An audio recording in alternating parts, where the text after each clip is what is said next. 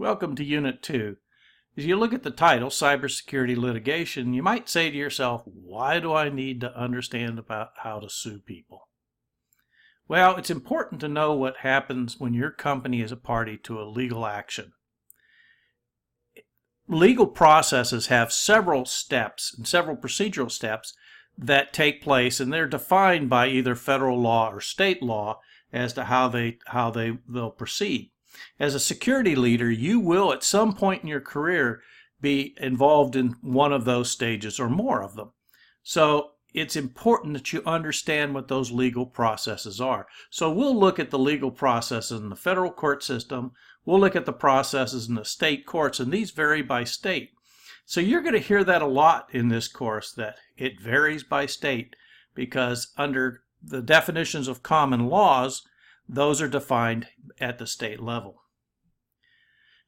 A civil procedure starts with filing a complaint. This is a short, plain statement by the plaintiff. A plaintiff is the person who is filing a legal action, or as we might say, suing somebody. This describes the defendant's actions, and it has to show that there's a violation of common law or statute. Common law is defined by judicial decisions or case law, for instance, negligence or breach of contract. And we'll look at both negligence and breach of contract in the further in this unit. A statute is a law passed by a legislative body, an administrative board, or the municipal court. An example of this is something like the state consumer protection laws. And there's a lot of other statutes that you're probably aware of, depending on your particular company and what your company does. A defendant can file a motion to dismiss. And a motion to dismiss is a written application to court making or asking for a ruling. It argues to dismiss the case because of either a settlement or a voluntary withdrawal or a procedural defect. So think about it. So the plaintiff files the legal action. The defendant then can file a motion for dismissal. The defendant may not proceed at motion for dismissal, or may not succeed at the motion for dismissal.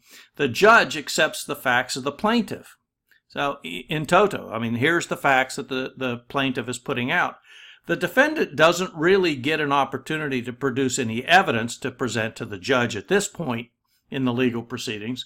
So more than likely that motion to dismiss is probably not going to succeed.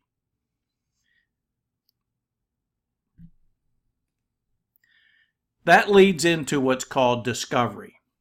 Both parties have an opportunity to request information from the other party. This is compulsory. And this could comprise interrogatories or written questions, depositions, which is out-of-court testimony converted to a written form. And if you've watched any legal TV shows, you'll see depositions being made, and a person is sworn by an officer of the court. They actually then are giving testimony as if they were at trial, but it's done out of court. There could be requests for admission, which is a written factual statement, and requests for production, which is inspection and copying some information that the other opposing counsel may have. It could be documents, it could be any other kind of tangible items. There's exceptions available for each party given proper procedures are followed, but in general, discovery follows one of these patterns. We'll talk about how to protect against discovery to a point when we get a little bit further into the unit. After discovery, either party may file a motion for summary judgment. This is where you present evidence gathered in discovery to the judge. You argue that even if that evidence was viewed in the most favorable light of for the opposing party, in other words, you give your opposing party the benefit of the doubt, no reasonable jury would find in favor of the opponent. The opponent has an opportunity to present evidence that counters those facts, and the judge decides to accept the motion or move to trial. Typically, in breach cases, the defendant is the one who moves for a motion to dismiss. And quite often, you actually never get to the trial portion of in a data breach case, because in most cases, a large portion of the cases, a settlement is reached at this point in the process. There are a number of other types of motions that can be filed during the pretrial process, and I invite you to look through some reference material if you'd like to see some of the other motions that can be filed. The defendants often face multiple legal actions. So when you see data breach cases, you usually don't see one lawsuit being filed. You often see a number of them. Some of them will be class action lawsuits. Some of them will be individual lawsuits. You may see companies filing against the breached party. So there'll be a number of different lawsuits that you'll see in the case of a data breach.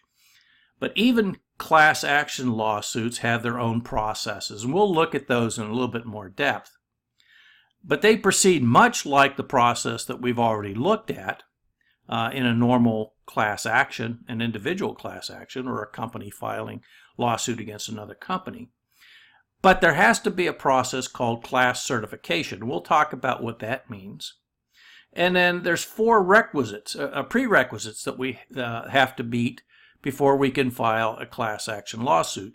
And I'll talk about those shortly.